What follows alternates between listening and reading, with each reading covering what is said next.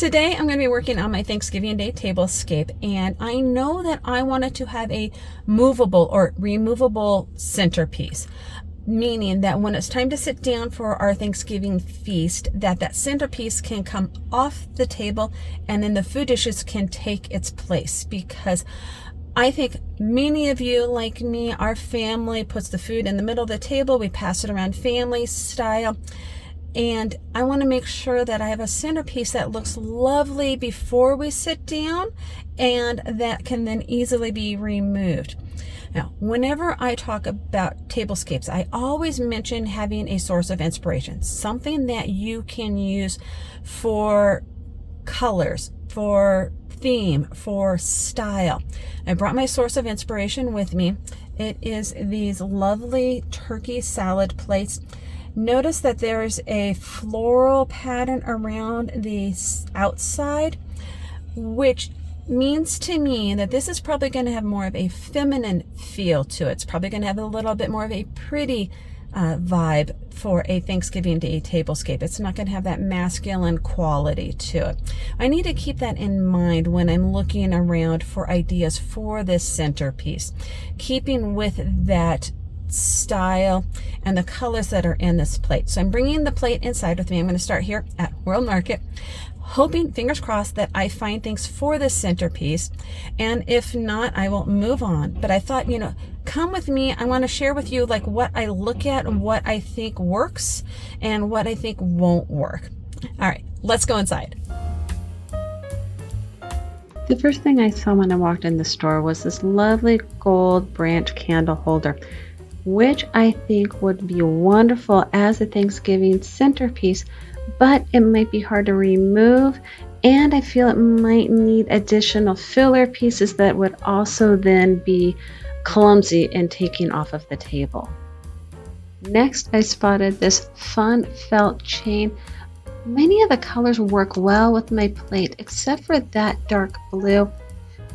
I also think this might be a little too casual for my pretty Thanksgiving table setting. And then right around the corner were some cream and sage puffy pumpkins, which colors work really nicely with my plates. I'm just not too sure about pumpkins on my table this year. Maybe it's silly, but they feel so last year to me.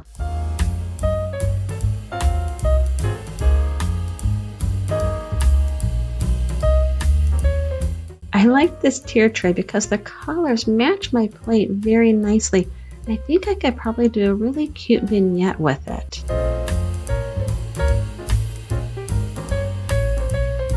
This rustic riser is a nice option, but it might be hard to remove once I put decor items on top of it. Wreaths are always a nice option as a centerpiece because they can give a lot of visual interest and fullness to a centerpiece. However, sometimes they can be a little too overwhelming and big in the middle of your table. Colors in this wreath really pick up the feather colors of the turkey. This bowl is a wonderful option as a foundation for a centerpiece because it can hold and contain so many different design elements that could be integrated into a wonderful Thanksgiving centerpiece. The color of this bowl really caught my eye. I feel like this color is in the tail feathers of the turkey, although the design might not match with the pretty look that I'm going for.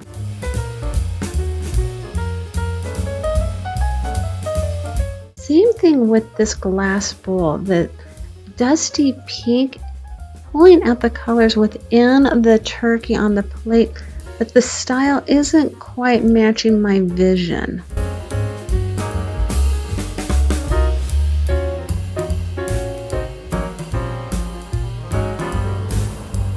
Trays with handles like this marble and gold one are always wonderful options for removable centerpieces. The marble might make it a little heavy though to remove with additional decor pieces on it. And then there's wooden paddles that are still very popular. or lazy Susans like this one with the fall design on it. That could make a really pretty centerpiece.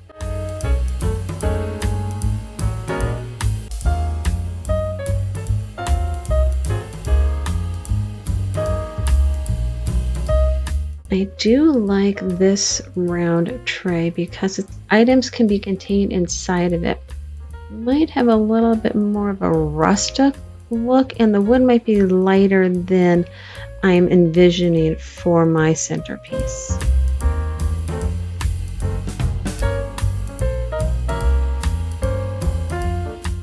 I think this cute little cake plate would be adorable as part of a centerpiece. It's got the right color and a really fun shape to it. This might be a good option.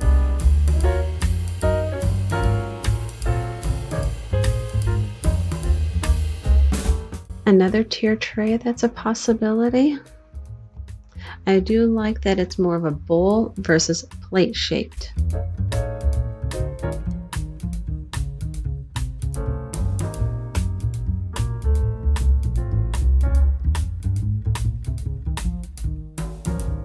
Because of the feather colors in the turkey, I think copper might be an option, which is why I was drawn to this tray.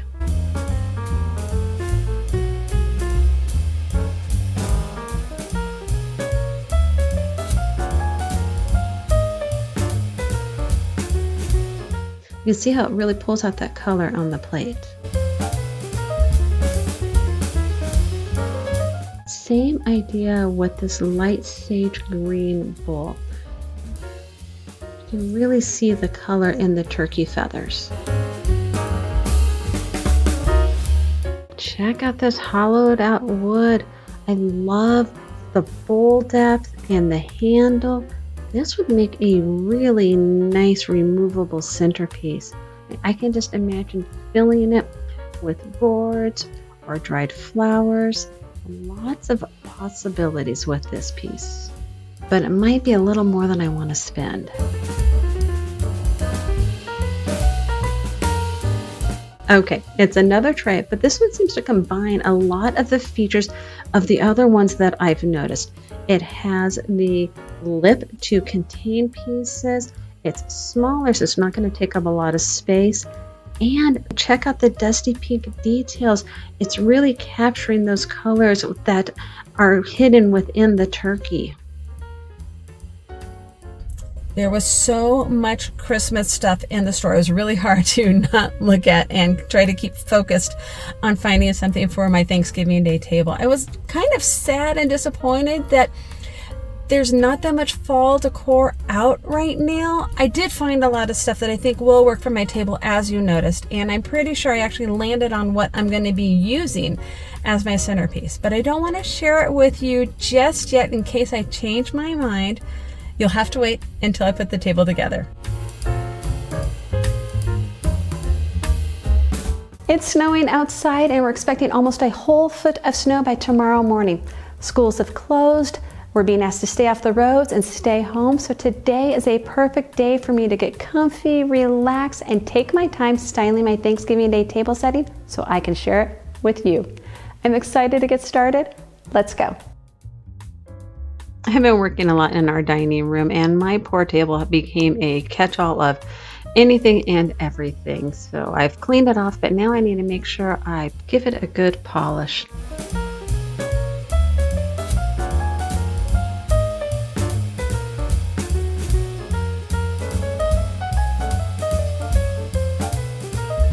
Is your family like mine, where the kitchen and dining room tables tend to be the dumping ground for papers, schoolwork, books, you name it? That's where it lands.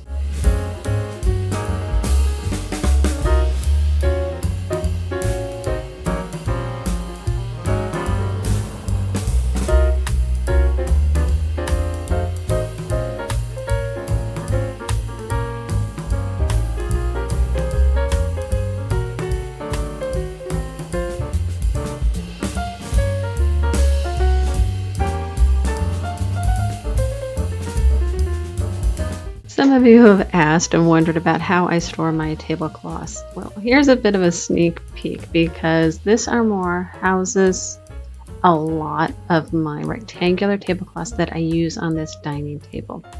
It is just a fraction of what I own though, because I also have the separate stash for my square tablecloth in a cabinet in our kitchen, and I do have a few more that I have hanging up. But what I have found that works for me is I fold my tablecloths after I've washed them, and then I store them in the armoire based on size and color. That's the easiest way for me to go back and find what I'm looking for. There are quite a few different ways that you can store your table linens, and I might do a video sometime soon in the future kind of covering all those different options. That way you can figure out what's going to work best for yourself and your purposes.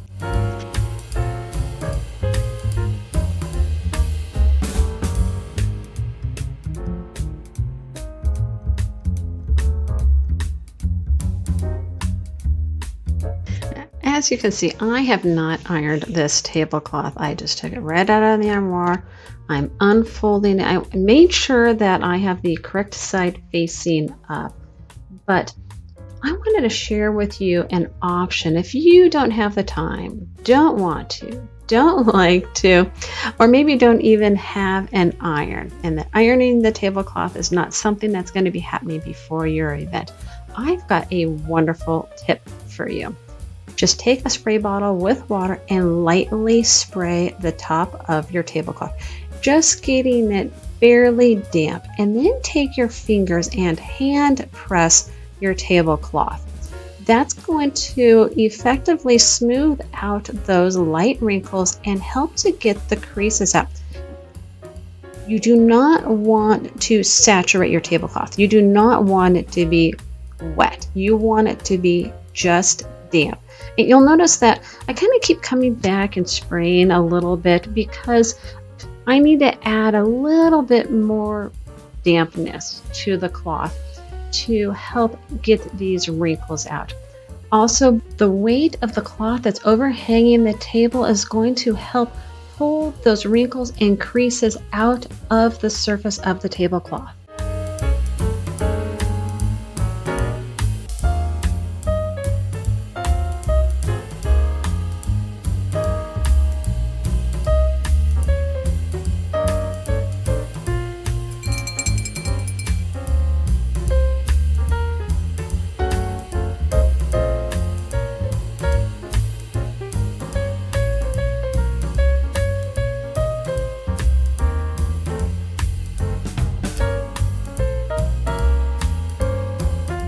So I stepped away for about 20 minutes, and as you can see, the wrinkles and creases are completely gone from the top of my tablecloth. Now to start working on setting my Thanksgiving table, I'm going to begin with these faux leather chocolate brown charger plates. You might recognize them from my rustic fall table setting.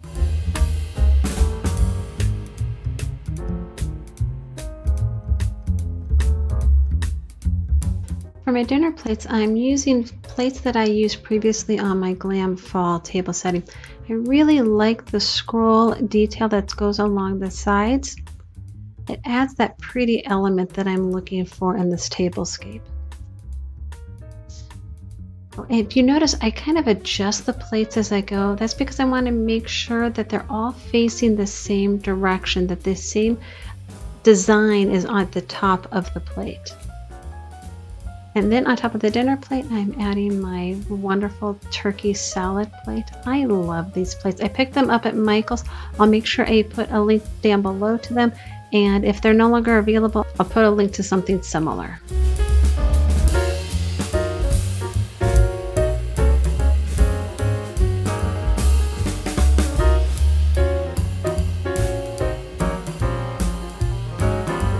I'm using my green handled flatware for the place settings. I really like how the green is picking up a little bit of that green that's in the turkey feathers.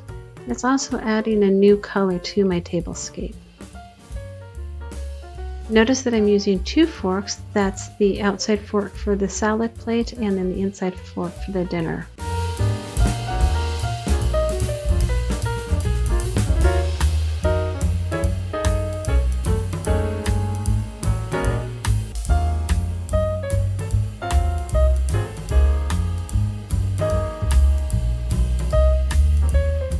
For my napkins, I decided to do something a little different, and I DIY'd my napkin rings. I found these napkin rings at Target, and it's 2 for $3, which is, I think it's practically a steal for napkin rings. I got these though, not because of the price, but because I think they are going to be so easy to recreate and duplicate. And that's what I'm going to do for my Thanksgiving tablescape, because this cream on cream is really not going to work with the colors I have in mind. I'm going to be using this faux leather charger in this more chocolate brown, and this cream color is not going to play very well, I think, with everything else I'm thinking of. So I want to create napkin rings that are going to complement the color of my chargers. What I did is I went to Joann's and I found some faux leather. This is a vinyl and it's got a nice backing to it. Now it is not as thick as what I got from Target. You can see this is a really nice thickness that they have for their faux leather. But this is a pretty good thickness, and I think it's going to have some good stability to it, which is why I picked it. Also, I was able to get 1/8 of a yard of this for just $2.50. So I can get a ton of napkin rings out of this. Besides the vinyl, there's a few other things that I needed to make sure I grabbed and had available to create these napkin rings. So I also, scissors. I'm going to be using a rotary cutter to cut my vinyl, which is also going to be using this clear ruler as the guide for my rotary cutter. For the cording that is on this napkin ring, I'm actually going to use this twine. It's a very similar thickness to it, and the white is going to be a better complement for what my plan is on my tablescape. And then to create the holes in this napkin ring, I actually have this hole punch. I think this is meant for thin metal. If you don't have a hole punch like this, I also have an owl, which is great for doing sharp points and making holes, but I'm not going to have quite the uniformity as the hole punch will. So I'm not going to use this, but this is an option if you have one of these. I don't think a regular hole punch will work because it's not going to go through the thickness of my vinyl. That's why I'm using my other hole punch. So, getting all of these pieces together, the first thing I need to do is I need to measure the circumference around my napkin ring. And I have a very simple tape measure that I'm going to line mine up at the 1, which means I'm going to need to make sure I subtract from my total. But if I go all the way around, it lines up at 7. So 7 minus 1, that means this has a 6-inch circumference. So I want to make sure that I am cutting my faux leather at least 6 inches long. Let me move everything out of the way. That's why these rotary mats are so wonderful, because I'm going to be able to use my rotary cutter on it. Now, I want to line up my vinyl, which has a very nice straight edge on it. So if I'm at 10 minus 6 inches means I need to go to the 4. I'm going to line up my ruler. I'm going to take my rotary cutter and use my ruler as a straight edge guide. My rotary cutter's a little dull, so I need to go back and forth a few times.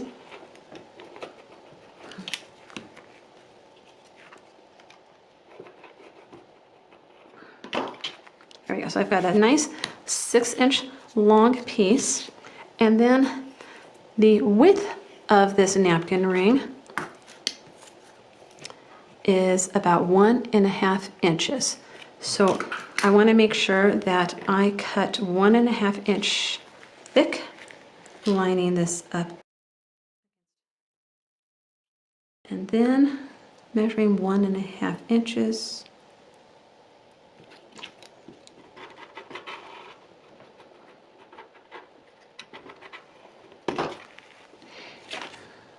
Now I have a nice 6-inch by 1.5 inch strip that is going to be my first napkin ring.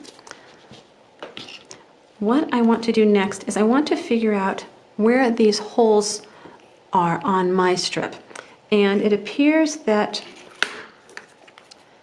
the holes are about 1/4 of an inch from the edge. So I'm going to mark on my piece 1/4 of an inch from the edge.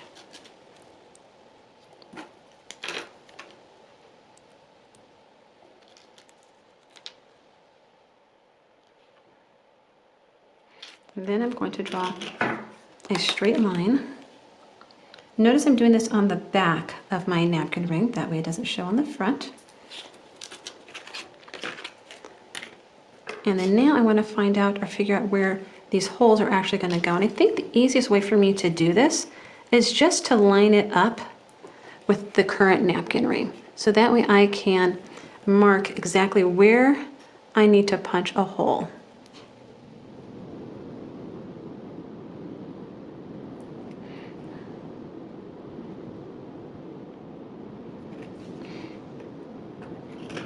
Take my hole punch and start punching.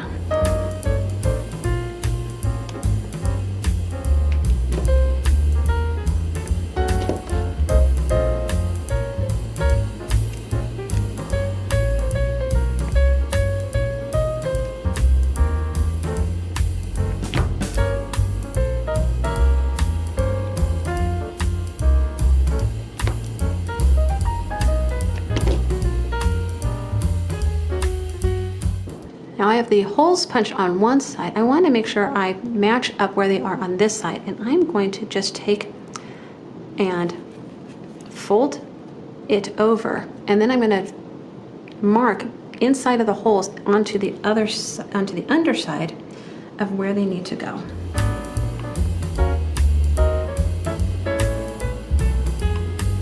Now I have those marked on the other side, and I can start punching these holes out.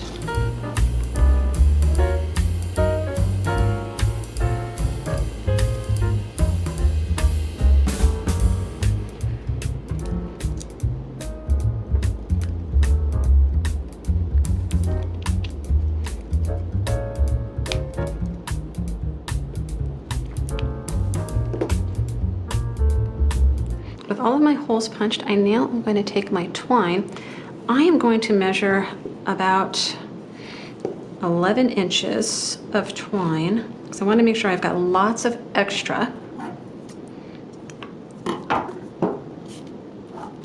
And then I'm going to take a needle with a good size eye, but it's not wider than the holes I'm going to go through, and I'm going to thread the twine through the needle. Now that I have my needle threaded,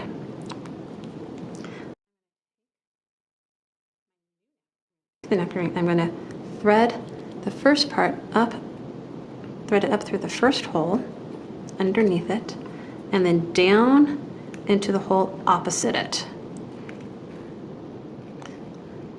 You can see how I'm starting that loop.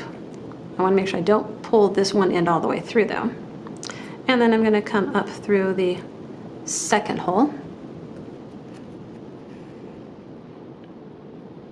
and then down through the second hole on the opposite side. And I'm just going to keep weaving it back and forth like this.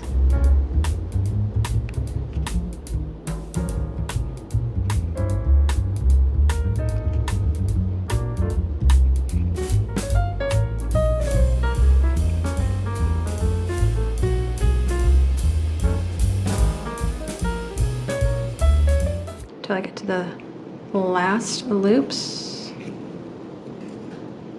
And then I'm going to come to that final loop and feed it through. So you can see I have the loops on the top of my napkin ring. Inside I have my loose pieces of twine. Take the needle off of it.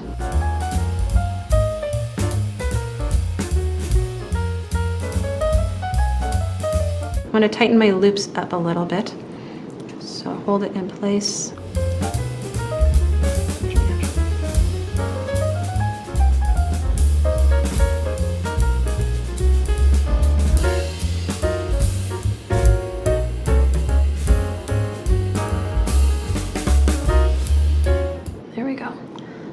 And then I'm going to take and tie on the inside these loose ends.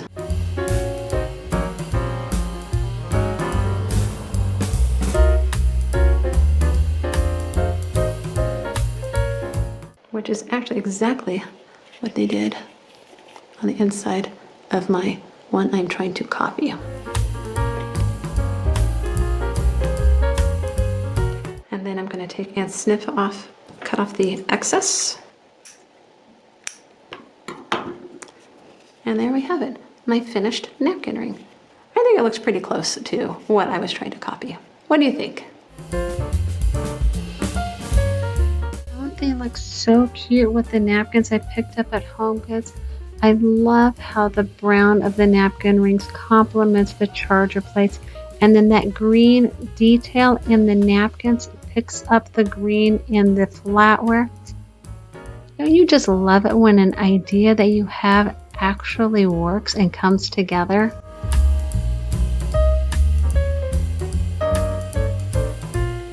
For my classes, I thought it'd be really fun to mix up the styles and colors. So I opted for a brown one as the wine glass and the green one as my water glass.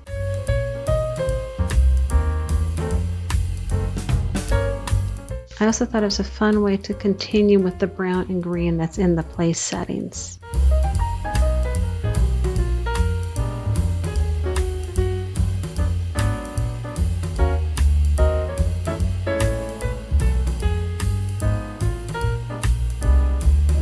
Here's a close-up of the green glass that I'm using for water and the brown glass that I'm using as my wine or second beverage drink. Here's what my table looks like before I add the centerpiece. And for my removable centerpiece, I opted for the gorgeous wreath from World Market. Take a look at those colors and how perfectly they match my salad plates. I love the flowers because they're not silk flowers that are trying to be real flowers. You know that these are not real flowers, yet the color is absolutely beautiful. And then in the middle of the wreath, I'm adding this wooden candle holder, and it is so special. It's antique. It actually has the name of the person who made it and the year on the bottom. I love that they thought about creating in two pieces that can be taken apart and stored more easily. Then I added additional faux flowers that I happen to have had for quite some time, and the colors match the ones that are in the wreath. So help fill the inside of the wreath so it's not quite as obvious that it is a wreath.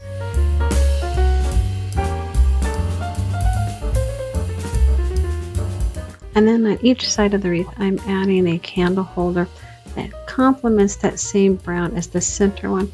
But in the middle candle holder, I'm putting a caramel colored candle. And on the two side ones, I found these wonderful sage swirl candles at HomeGoods. These candles are all fragrance free, which is very important if you're going to be having candles on your dining table along with your food, because you do not want those two smells to conflict and fight with each other.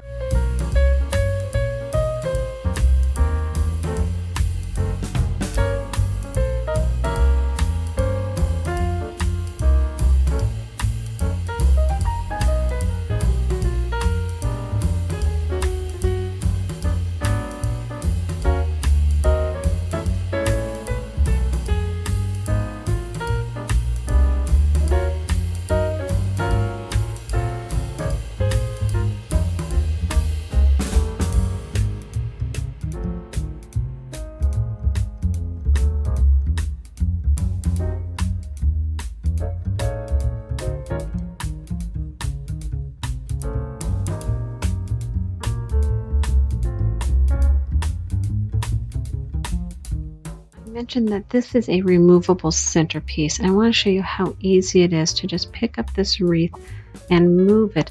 and how much room is still available in the middle of the table for your Thanksgiving Day feast. Now, obviously, you can move the candles off the table as well, but they do provide a nice ambiance for the meal.